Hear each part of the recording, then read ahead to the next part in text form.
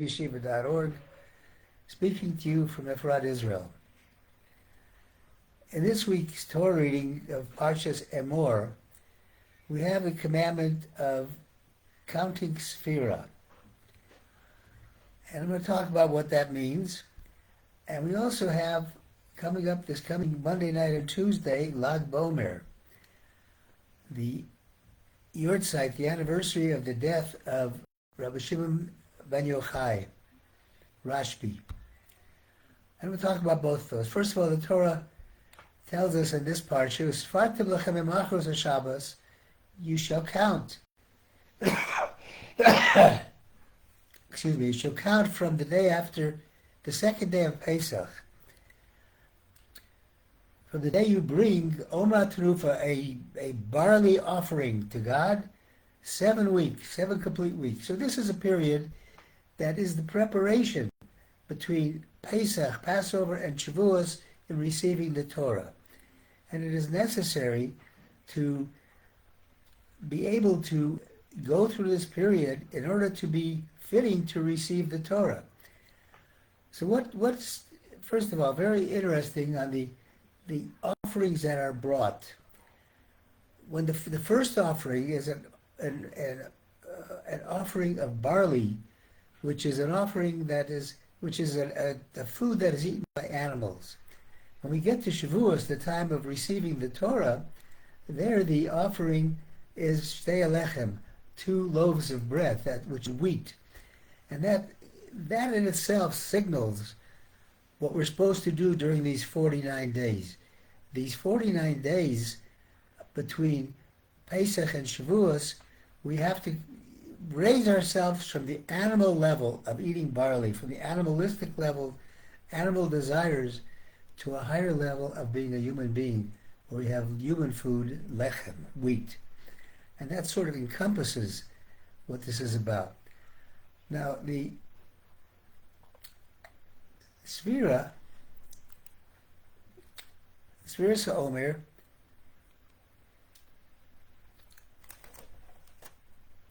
is a very important period. And we learn a number of things. The Davidovich talks about the aspect of this days of Sefirat, days of counting, as being the preparation for receiving the Torah, for the holiday of Shavuot. And he says, unless a Jew purifies himself from all the negative things in his life, all the tumah, the defilement in his life, he can't receive the Torah. And he says, not only can he not receive the Torah, somebody who hasn't refined their character cannot have the Torah remain within them. The Torah doesn't stay with them. It doesn't mean anything. It doesn't resound with them. So therefore, the Tivot Shalom says God gave us these days of Sefirat, and the work, the task that we have to do on these days is to purify our qualities so that we'll be able to receive the Torah.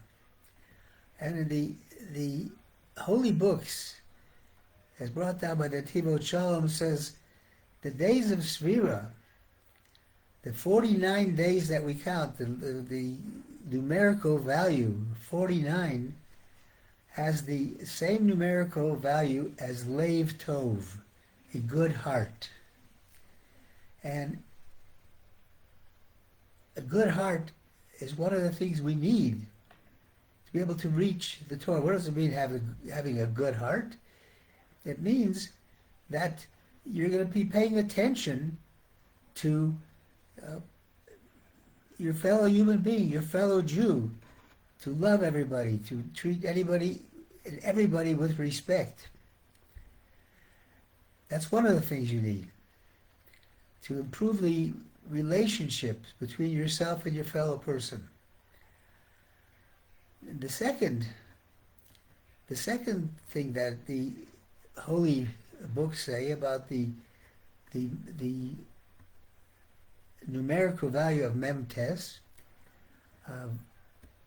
49, is that it also it also spells the Hebrew word Kel Chai, the living God, and teaches us that to receive the Torah, we have to not only be aware of our fellow Jews and our fellow human beings, but also of God. And the Maharal says, well, before he says that, there's a sentence in Pirkei Avos, the Ethics of the Father, where there were 5 students of Rabbi Yochanan ben Zakkai, and he asked them, he says, what is the best way that a person should go on? And Rabbi Elazar ben Arach said, Leiv Tov, a good heart.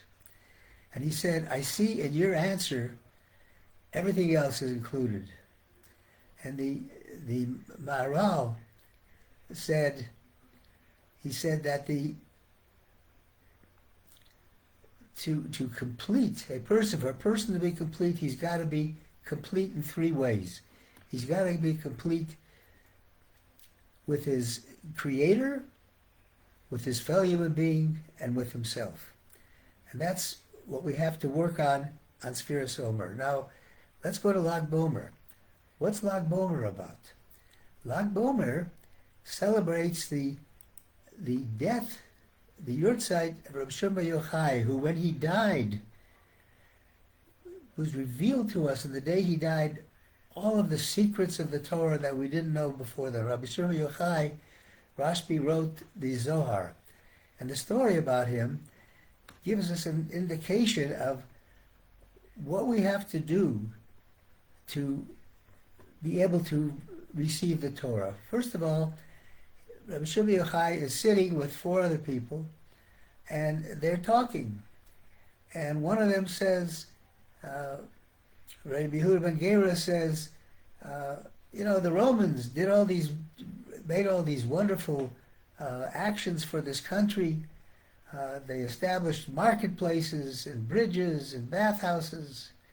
Rabbi Yossi was silent. Rabbi Shimon Bar Yochai said, everything they did was only for their own purposes. He denigrated the Roman Empire. They established marketplaces to place prostitutes in them, bathhouses to pamper themselves, bridges to collect taxes.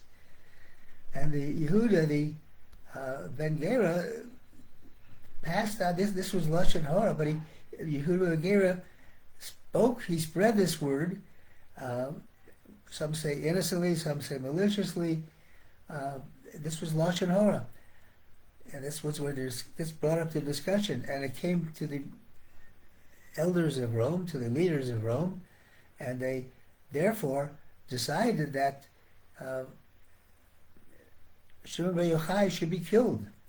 So Shimon Bar Yochai, Rashbi heard about this, so he and his son, Rabbi Elazar, went to hide, and they hid in the base medrash, in the study hall, and every day his wife would bring them food, a little bit of food to sustain them. But after a while, he saw that the intentions of the Roman government to find them was increasing. So he said, we have to hide, because if we stay here, they're going to find my wife and they're going to torture her until she tells us where we are. So he and his son went to a distant place and found a cave. And they went in this cave, and a miracle happened in this cave, where a carob tree grew up next to them and a spring of water to nourish them. And they stayed in this cave for 12 years. And they saved their clothing by burying themselves in the sand without clothing during the day, all day long, and studying Torah. And then they'd put their clothing on when it came time to pray. At the end of 12 years, they heard that the decree was no longer in effect. There was a new leadership in Rome, so they could come out. So they came out, and the first thing they saw was somebody tilling the land, harvesting and planting things. And Rabbi Shimon Bar Yochai, thinking that we should only spend our time with Torah, was very upset with that. He said, these people are squandering their life for material things. And he looked at them, and his gaze was so strong that it killed them. And this happened a couple of times, and God said, what are you doing? You're going to kill my whole people. go back into the cave for one more year. They went back in for one more year, and he came out, and he realized that not everybody can sit and study Torah, but you can work to earn a living, and that too can bring you a holiness, the holy level of reaching God by bringing God into your manual work, into your daily work. And so then he spread much Torah through the rest of his life. There's unbelievable celebrations and happiness on Lag BaOmer. Here in Israel, they go to Meron. This year it's somewhat subdued because of the bombing, but in normal years there's many tens of thousands of people who go up there, they celebrate, they dance, they light a bonfire, which is symbolic of the light that Rabbi Shimon Bar Yochai brought into the world. And the combination of spirit Rabbi Shimon Bar Yochai, he showed that we actually have to look at people, even if they're not able to study Torah, but they can still do mitzvahs, they can still fulfill God's desires, and that's just as important. So we wish everybody that, as we said earlier, Sefirat HaOmer equals the 49 days equal Lev Tov, a good heart. Let us all have a good heart. Let us learn to speak respectfully with love to one another. Thank you for listening on behalf of the webyeshiva.org. I wish everybody a Shabbat Shalom, and for next Monday night and Tuesday, a wonderful, happy, enjoyable Lag BaOmer.